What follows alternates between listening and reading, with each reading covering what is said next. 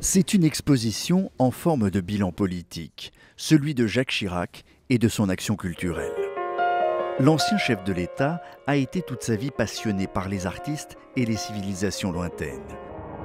Passion qu'il a passé des années à cacher. Sur sa passion pour les arts premiers, pour l'art japonais, pour l'art chinois, pour la poésie. Il y a vraiment un mystère Chirac. La plupart des hommes politiques essaient d'accréditer l'idée qu'ils sont cultivés, plus qu'ils ne le sont en réalité. Jacques Chirac a fait exactement le contraire.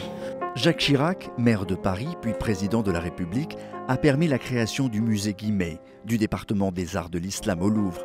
Il est aussi celui qui a soutenu des intellectuels et militants comme Aimé Césaire, Léopold Sédar Senghor, et la liste est longue. Création du musée du Quai Branly, création du pavillon des sessions au Louvre, création du département des arts de l'islam au Louvre, rénovation du musée Guimet. L'une des conclusions de l'exposition, c'est que le bilan culturel de Jacques Chirac est un bilan considérable. Cette exposition, c'est aussi l'histoire de la France et son rapport aux autres, le racisme, le colonialisme.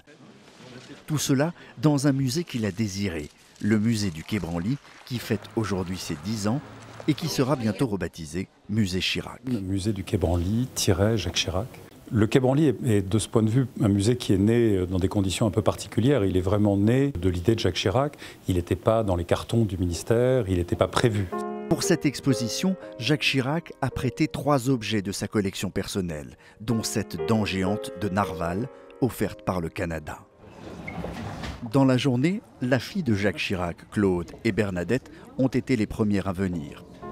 Jacques Chirac, 83 ans, est très fatigué, mais il souhaite avoir le loisir de s'y promener d'ici quelques jours.